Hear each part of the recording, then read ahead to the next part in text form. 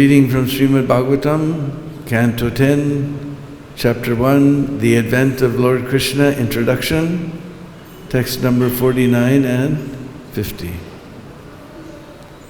Oh, today we get garland. That's Om Namo Bhagavate Vasudevaya.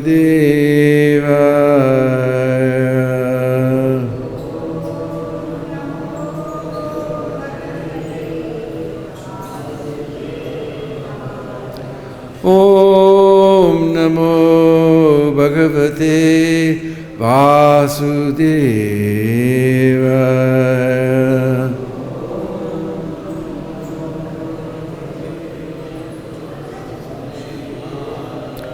Om Namo Bhagavate Vasudevaya.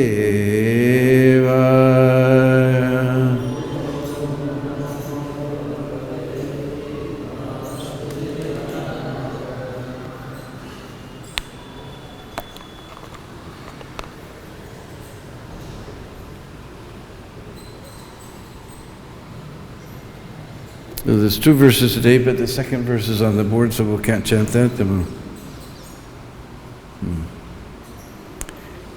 Viparyayo va kim na syad gatir tatur durutaya upastito nivarteta nivrittaha punar apatit vipaparyo vakim nasyad gatir dhatur duratyaya upastito nivarteta nivritak punarapatit. Okay, so first 49 is Pradayam Rittaye Putran Mochaye Kripanam Imam Sutame Yadiyayeram Mrityurvana Mridyeta Chet. Pradaya, promising to deliver. Mrityave, unto Kant, who is death personified, for Devaki. Putran, my sons. Mochaye, I am releasing her from imminent danger. Kripanam, innocent. Imam, Devaki. Sutaha, sons. Me, my. Yadi, whether. Jairan, should take birth. Mrityu, can't. Ba, or. Na, not. Mriyeta, should die. Chet, if. Viparyaya, just the opposite. Va, or. Kim, whether. Na, not. Syat, it may happen. Gati, the movement. Dhatu, of providence. Dharatyaya, very difficult to understand. Upastita, that which is presently obtained. Nivarteta, may stop. Nivrittaha, Devaki's death being stopped. Punaha apatet, in the future, it may happen again, but what can I do? Translation, Vasudeva considered, by delivering all my sons to Kams, who is death personified, I shall save the life of Devaki. Perhaps Kams will die before my sons take birth, or since he is already destined to die at the hands of my son, one of my sons may kill him.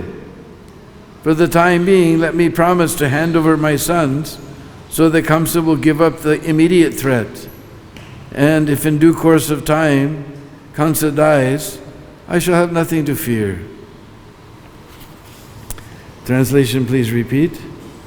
Vasudeva considered, by delivering all my sons to Kamsa, who is death personified, I shall save the life of Devaki. Perhaps Kamsa will die before my sons take birth. Or since he is already destined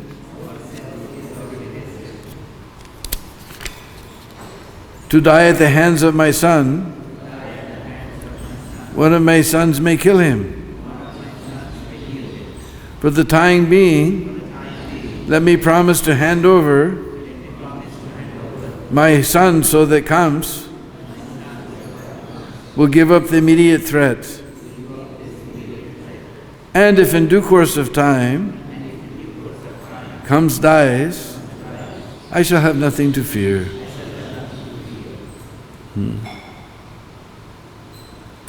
Purport by His Divine Grace A.C. Bhaktivedanta Swami Srila Prabhupada.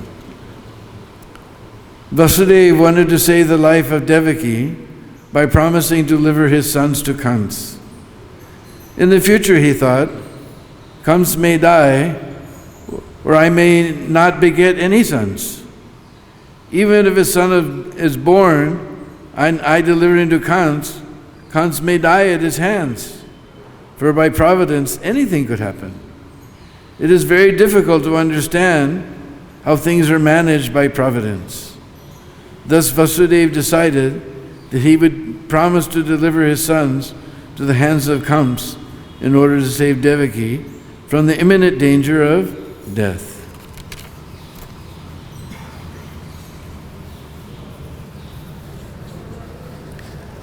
Om Ajnana Timirandasya Gyananjana Shalakaya Chaksurun Militam Jena Tasmai Sri Gurave Namah Sri Chaitanya Manubhistam Stapitam Jena Bhutale Sayam Rupam Kadamayam Dadati Swapadandigam Adadanastranandantai Bridam Yache Puna Puna Srimad Rupa Padambujo Tulisyam Janma Janmani Jaya Sri Krishna Chaitanya Prabhu Nityananda Sri Advaita Gadadhar Sri Vasari Gaura Bhakta Vrinda Hare Krishna Krishna Krishna Hare Hare Hare Rama Rama Rama Hare Hare Panchakalpatrubhyascha Kripa Sindhuvaivacha Patitanam Pavanebhyo Vaishnavebhyo Namo Namah.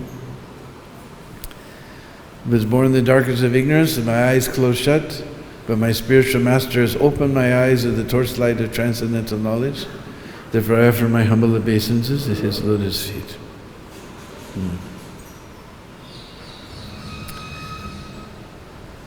So we've been hearing these last few days how Vasudeva is trying in so many ways to save the life of Devaki. First he tries philosophically, that death is born with your body, you're going to die anyway sometime, there's no certainty, but that is certain. I would always say death is certain. And he gives a nice example that we put one foot down and then we put another foot down. So like that, our traversing this world of birth and death is just like footsteps on the sands of time. And he gives other example about a little worm. Worm is on one leaf and he searches around, he touches the next leaf, then so like that the soul is traveling from one body to the next. So he gives so many philosophical, he appeals to him as a great king, he flatters him.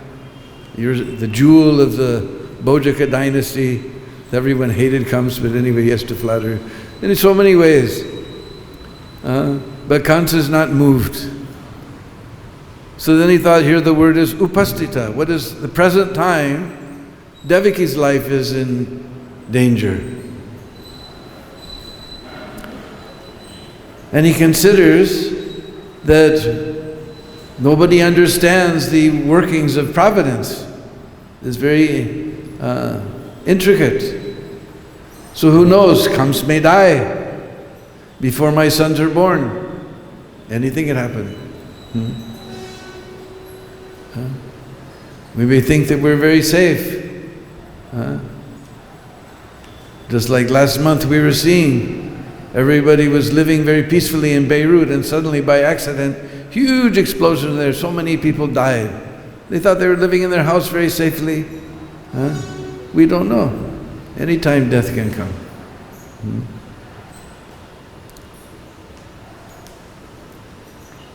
So maybe Kamsa will die before even my sons are born. Who knows, maybe I won't have any sons. Even if I do have sons, we've already heard that one of my sons is destined to kill Kamsa. So Kamsa will die by the hands, and anyway he's going to die. But right now, the danger is that he's ready to kill Devaki. So let me get the spotlight off of Devaki and see what I can do. In the future we'll see what happens, what the Lord has ordained. So now he's going to suggest that he will give over whatever son is born, he will bring it to Kamsa. Kamsa can do whatever he wants. And even Kamsa, big demon, he knows the value of Vasudev's word. If Vasudeva promises to bring the son, he will definitely do it.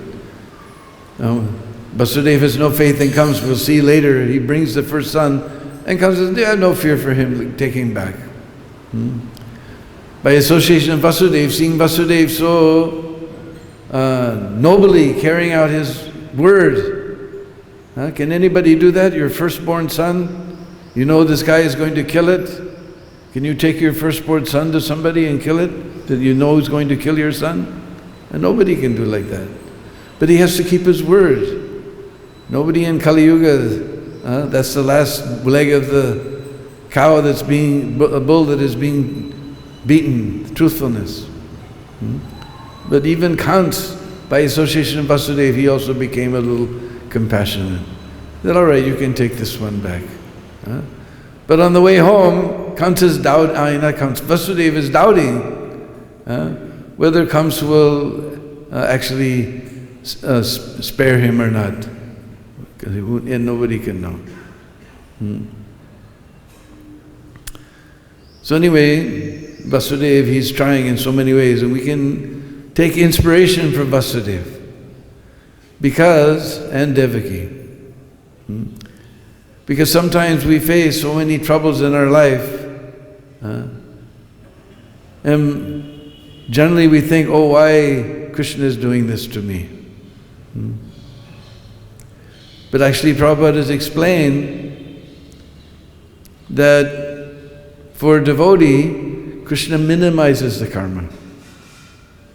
Krishna minimizes the karma. Just like my first temple president, Harinama Prabhu, at one point he was president of a temple in Santa Fe, New Mexico. And he was bitten by black widow. Black widow is a type of spider we have in America that's all black, except on the belly there's a red hourglass sign. And they're quite poisonous, although people usually don't die from them. You get very sick. If you're an old man or maybe baby, you could die from the bite of these things.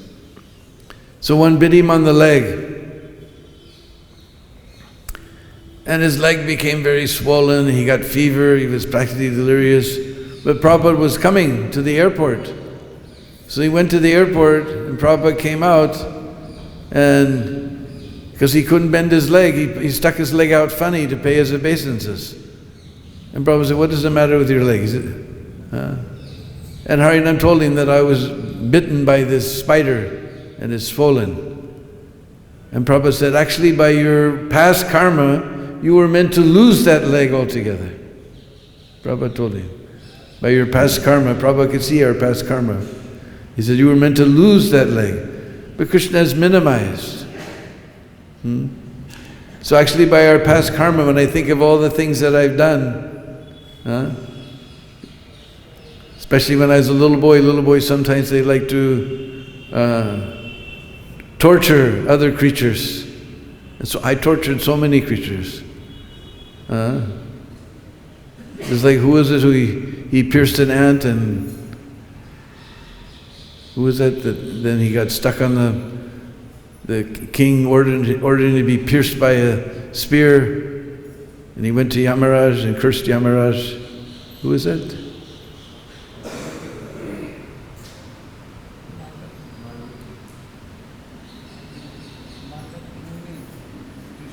Yeah, some rishi was there, anyway. So Krishna minimizes. In this case, he was very angry, therefore he cursed Yamaraj. So anyway, but little boys, they like to torture other little creatures and things like that. If actually I had to suffer my past karma, I'm afraid of what it would be. Plus we did, in our young youth, we did so many sinful activities. So whatever trouble we're undergoing, we should think actually Krishna is minimized. We can see Devaki and Vasudeva. We never read in Srimad Bhagavatam, they say, oh, why Krishna is doing this? He's killing allowing all our children to be killed. What is the use of this Krishna? I'm going to give up my Krishna consciousness. We never saw it. We can be inspired. Little tests that we go through are nothing compared to what Vasudeva and Devaki had to go through. But they never lost faith in Krishna. They never lost faith in Krishna. They knew, as he says here, no one can understand the will of the Lord. It was all predestined to all these things. And actually it was beneficial because these sons had been cursed to take this birth. So by being killed by Kamsa, they're free from the curse. Narad Muni, he knows all these things. Later we'll see Narad Muni tries to speed things up. Jai Sisi Gaura Jai Sisi Krishna Balaram Radha Shyam Sundar.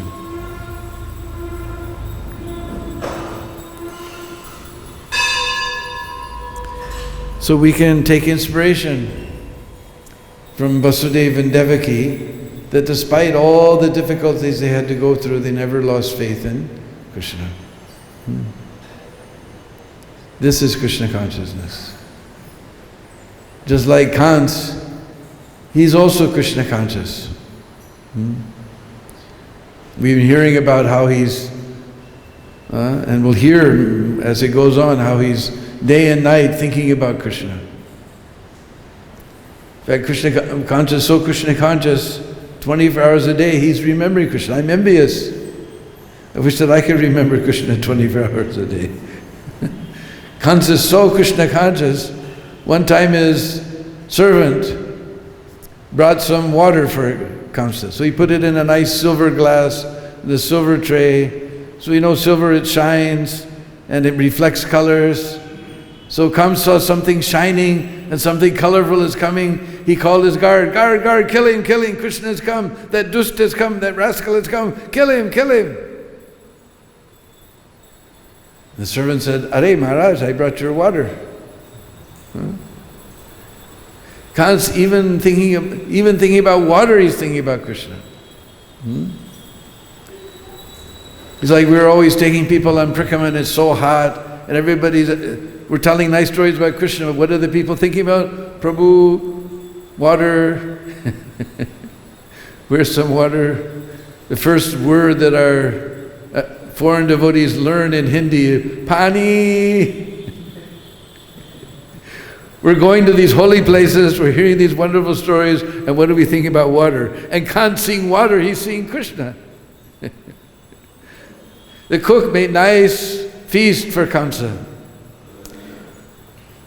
He put some nice colors, they made beautiful bright yellow puris, and green palak paneer sabji, and nice tomato chutney, a nice brown. Oh, he made strawberry halwa, it was nice and pink. And pakoras, and you're getting water in your mouth. Beautiful feast. He put it on silver tray, silver thali with silver katoris. He's bringing it. It's shining. It's sparkling. It's very colorful. From a distance, Kamsa saw. He said, "Guards, guards, kill him! Krishna's come. That dust has come. That rascal's come. Kill him! Kill him!" Now tell me the truth, Sach bolo. When you see that big, nice, juicy gulab jamun sitting on the Sunday feast plate, do you think of Krishna? But Kant's even seeing his prasadam, he's thinking about Krishna. He's seeing Krishna. And Kant, he has two wives, Asti and Prati. They're the daughters of Jarasandha. His Kant, he made nice treaties with Jarasandha, all the other demons. In fact, he took shelter of Jarasandha. We'll see later, he throws Ugrasen, his own father, he throws him in jail. But because he calls his good friend Jarasandha with his armies, and nobody can do anything. So he married the daughters of Jarasandha to make the ties with him even more intimate. So Asti and Prati, they put on nice dresses, colorful dresses, beautiful jewelry, nice crowns. They came before their Patidev, their husband. As they were coming, Kans looked, "Guards, guards, they both have come, Krishna, Baldev, both have come, kill them, kill them." "Hare Maharaj, it's us, your wives." And I tell all the married men here, Sach bolo, tell me the truth. When you see your wife, do you see Krishna? Bolo Sach. But Kant's even seeing his wives, he's seeing Krishna and Balaram. He's so Krishna conscious. And we'll see later, Krishna has a big fight with Kants. First he kills Kuvalayapida, then he fights with Chanur and Mustika. He and Balaram fight with Chanur and Mustika. So many big fights are there. Then finally he fights directly with Kansa. This is one of the rasas. We know Krishna, he's Rasaraj. He enjoys rasas. So one of the rasas is Virya ras. So this is actually very pleasant. Though Krishna is fighting with Kamsa, this is great. This is pleasure for him. He likes a good fight. This is pleasure for him. But Kansa's Krishna consciousness is not considered bhakti. Although he's thinking of Krishna 24 hours a day, he's fighting with Krishna, Krishna enjoying a good fight. But it is not considered bhakti. Why? Because Rupa Goswami has described bhakti. It is bhakti rasasam, Sindhu. No, what's the phrase to start? Anyavilasitam sunyam jnana karmani anavritam anukulyena krishnanu shilanam bhakti rutama. The uttam bhakti, the best bhakti, jnana karmani anavritam. It is free from this jnana and karma. Just like we've been discussing about this Purushottam month, nobody likes to do any karma kand or any activities, fruitive activities in this month. They forgot the name Malmas, the stool month. But for devotional service, it is very good. So we want to kick out this jnana karma and navritam. When he's covered, should not be covered with this jnana karma and navritam. Jnana karma and navritam. Anukul. Anukul means favorable. Anukulyena shilanam, anushilanam. Constantly thinking of Krishna, anukul, favorably. This is uttam bhakti. But Kansa's activity is not considered bhakti, even though he's thinking of Krishna 24 hours a day. Even though Krishna's getting great pleasure with fighting with him, his activity is not bhakti because he's thinking how to kill Krishna. His consciousness is pratikul. Just like on the other side, it's like very soon the month of Damodar will come. It's going to be a very strange Damodar month for us this year. But our favorite month, Damodar, is coming. Kartik. So in Kartik we'll hear about, in Gokul at Ukal Bandhan,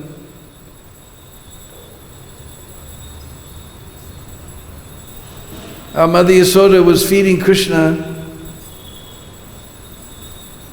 She was churning the butter, and Krishna came running. Because first thing Mother Yasoda did, she put Lala to rest. Because all the ladies know, and all the girls are going to get children sometime, you'll learn very soon, you can't get anything done around the house as long as the children are awake. So Mother Yasoda, she chanted very nice, sweet songs to put Krishna to sleep. Nice lullaby to put Krishna to sleep on his bed. And when Krishna was asleep, then she poured all the yogurt. Because in Braj, we don't scrape the cream off of the milk and turn that into butter. We take the whole milk, turn it into yogurt, and then we turn it into butter.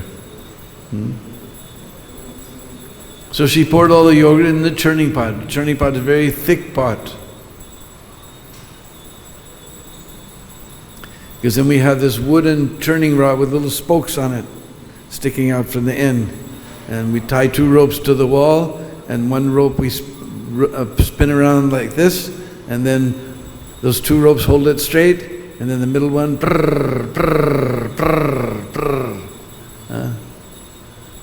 So Mother Yasoda, she's churning the butter. Sound is coming like this mridanga. Sound is coming like the mridanga. And Mother Yasoda has so many bangles. So those bangles are going ching, ching, ching, ching, ching. Just like this kartal. And Mother Yasoda, while she's churning, she's thinking of her Lala, and she's singing his names. She's churning away, ching, ching. Govinda Damodara Madhaveti, Govinda Damodara Madhaveti, Govinda Damodara Madhaveti, Govinda Damodara Madhaveti. She's chanting the names of her Lala. In one lecture, Prabhupada explained that as soon as you chant Hare Krishna, then immediately Radha and Krishna go, oh, someone is chanting our name. And Prabhupada then explained, then the trick is you chant with so much love that Radha and Krishna will say, oh, someone is taking our name so sweetly, let us go and see who it is. So that is just ordinary chanting. We just chant Hare Krishna, and Krishna and Radha, they go, oh, someone is chanting our name. But Mother Yasoda, she's chanting in Vatsalya Prem. The Vatsalya Prem Kirtan is going on. How Krishna going to sleep? How Krishna can sleep when Vatsalya Prem? Even our ordinary half-baked japa calls Krishna's attention. So what to speak of Mother Yasoda? So then Lala, he got up. He wants to go to Mother Yasoda. But his bed is very tall and he is very small. He's looking all around the bed, how to get down. So finally, he puts his feet over the edge of the bed, and he's holding on, but he's very small, he still can't reach the ground. But now he's down so far, he can't pull himself up either. He's just sitting there like this with his legs kicking, and he's beginning to cry. But Mother Yasoda, she can't hear the crying. Brrr, brrr, and she's singing. She can't hear his crying. So finally, he just let go. Boom! He came down. Then he went running to Mother Yasoda. He went running to the churning room, and that person who's churning the hearts of everyone in the whole universe, he began to try to stop the churning rod of Mother Yasoda. Like this, he's trying to stop. Although he's churning everyone's heart, he's trying to stop the churning rod of Mother Yasoda. So Mother Yasoda, she misunderstood it. Oh, he must be hungry. Actually, he was very pleased by her Vatsalya Prem Kirtan. But she thought, oh, Lala woke up, he must be hungry. So she placed him in her lap, and she began to put her breast into his mouth, and she's feeding milk from her own breast. We can't imagine the fortune of Mother Yasoda.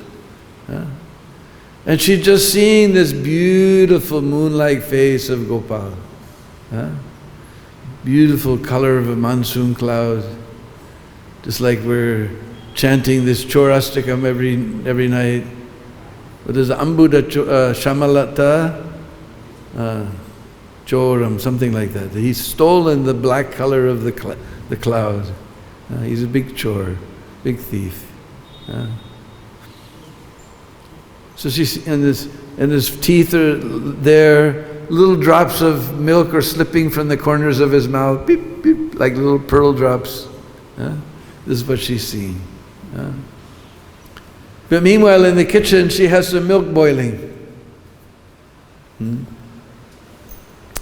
Because she's going to use this milk to make sweets for her Lala.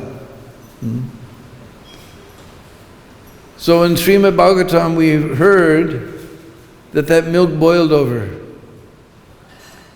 But in their commentaries, the Acharyas, they explain something else. That milk was thinking that Mother Yasoda, she has unlimited love for Lala.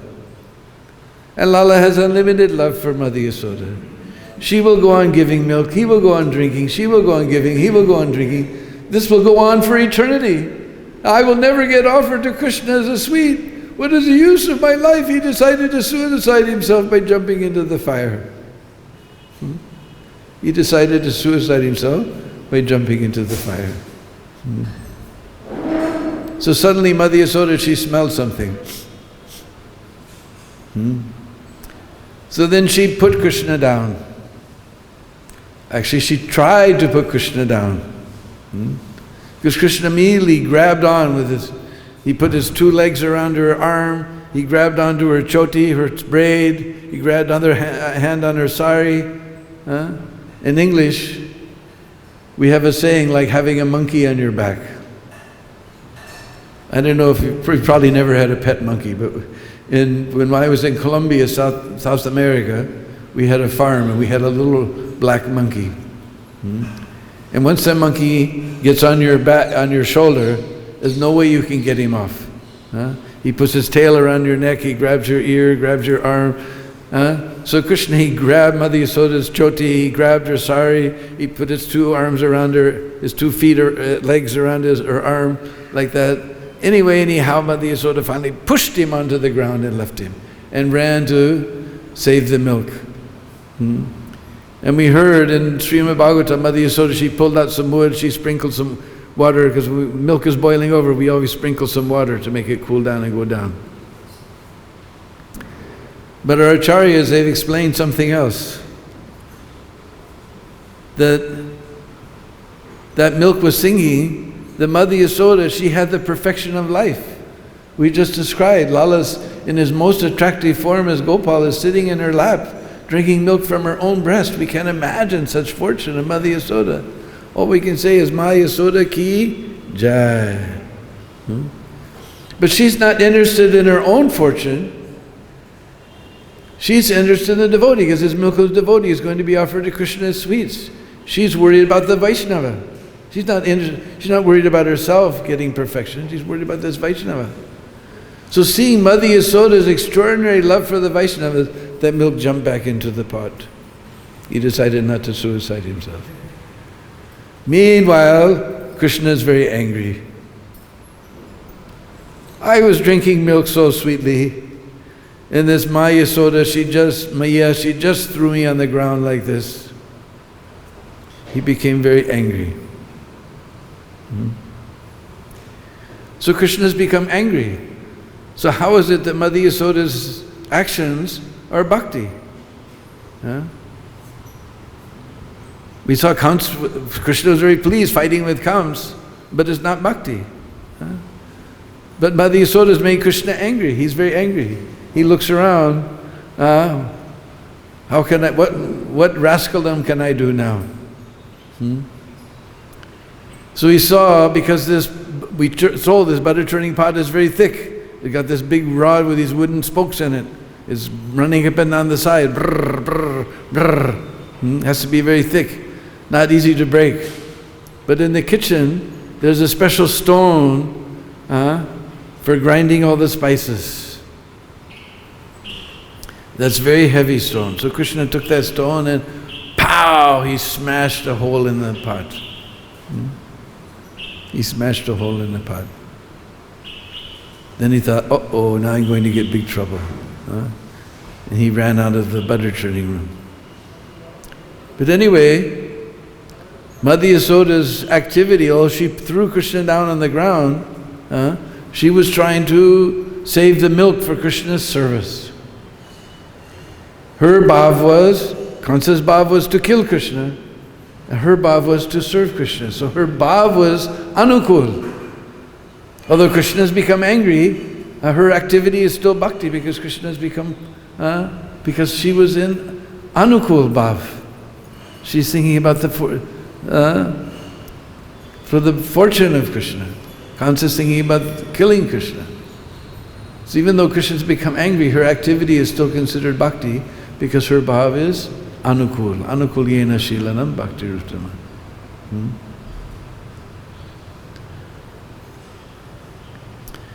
So, therefore we always have to perform our devotional service anukul. Favorable consciousness. What will please Krishna. Generally think what will please our senses, but we have, and Krishna is known as Govinda. In one lecture Prabhupada explains, Go means senses, so Govinda means who gives pleasure to the senses. But Prabhupada explains the trick is that if we try to please our senses, then we'll become frustrated. But if we try to please the senses of the Lord, automatically our senses will be pleased. So Krishna gives pleasure to the senses. Not that we beg Krishna for sense gratification. Generally that's what we do. We go before the Lord. Oh Krishna, please give me a break. Give me this, give me a car and a job and a house by the sea. Swami Jai Jagadish Hari.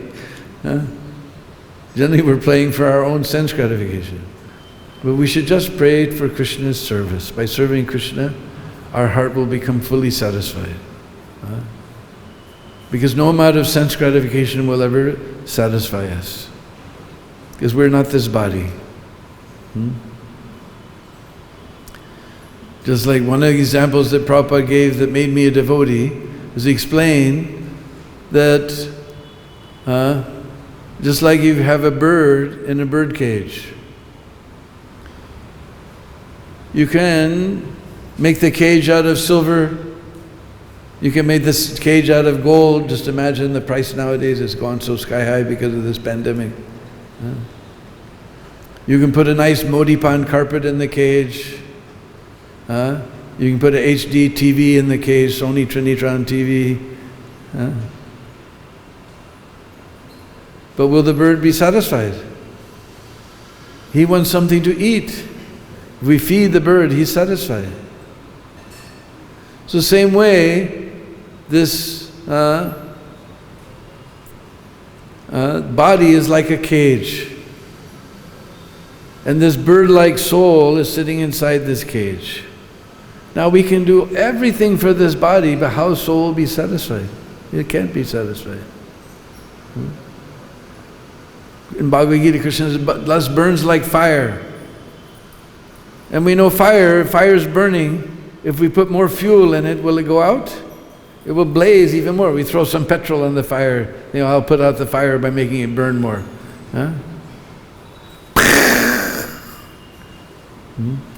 So lust is like that. The more fuel you add to it, it burns brighter and brighter and brighter. Our heart is burning. But when we try to satisfy Krishna, the heart becomes satisfied. So the more we try to gratify his name is Govinda, who pleases the senses. But the trick is to please Krishna's senses, then we become pleased.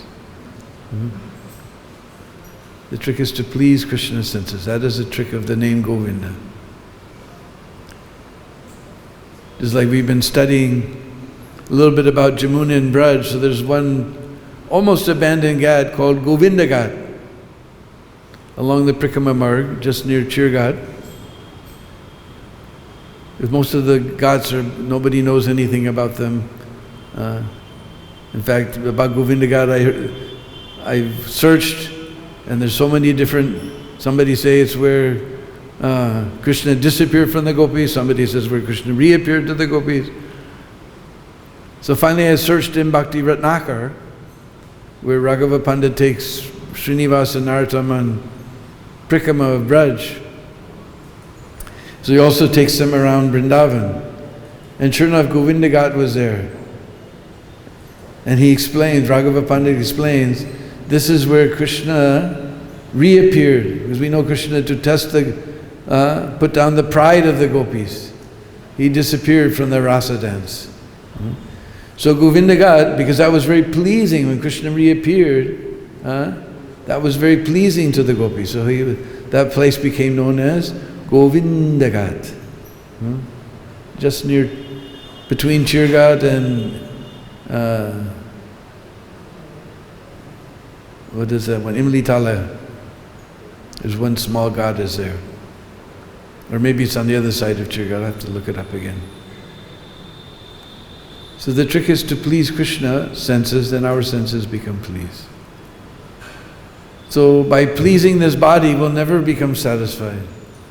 We have to give some spirit. The soul is spiritual, so only something spiritual will satisfy the soul. So what are we going to do? Everything around us is material. But Lord Chaitanya has appeared in this dark age of Kali. And He's shown us how to give nourishment, how to give that spiritual nourishment to the soul. Because what do? We only have anything material. Just like we know that verse, Taksi Krishna Nama Deena Bhandhu Grayam Indraya Seva Mukhi Jivaro Swayameva Spratyada. Taksi Krishna Nama, Krishna's name, pastimes, form. Taksi Krishna Nama, Nabhave Grayam Indriya. It's like we have the word grahak, customer, enjoyer. So Grayam, they're not enjoyed by these material senses. So how are we going to approach Krishna? Seva mukhi jiva, though jiva means this tongue. This tongue has two business. One is speaking and one is tasting. So if we use this tongue, this sense of the tongue, to please Krishna by chanting His name, Hare Krishna, Krishna Krishna, Hare Hare, Hare Rama, Rama Rama, Hare Hare, then that transcendental sound vibration will please the soul. This is the nourishment. This is the food that the soul is looking for. If we please Krishna by singing His name, then automatically our heart will become satisfied, because that is where the soul is sitting. Lord Chaitanya has made such a simple process in this age. So we can all take advantage of this simple process of Krishna consciousness, always chanting Krishna's name. Then we'll be able to leave all these pandemics and wawemics and whatever isms and schisms and trouble and strife. We'll leave this miserable material world, go back to home, back to Godhead, and dance eternally with Krishna. So we'll put our voice to rest here. If there's any questions, we can try to answer them.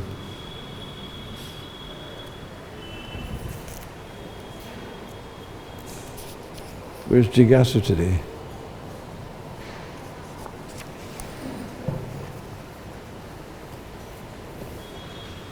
There's no questions. I put everyone to sleep.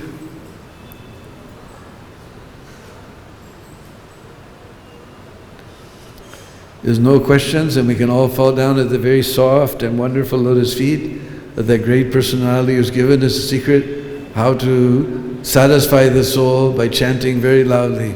Hare Krishna, Krishna Krishna, Hare Hare, Hare Rama, Rama Rama, Hare Hare.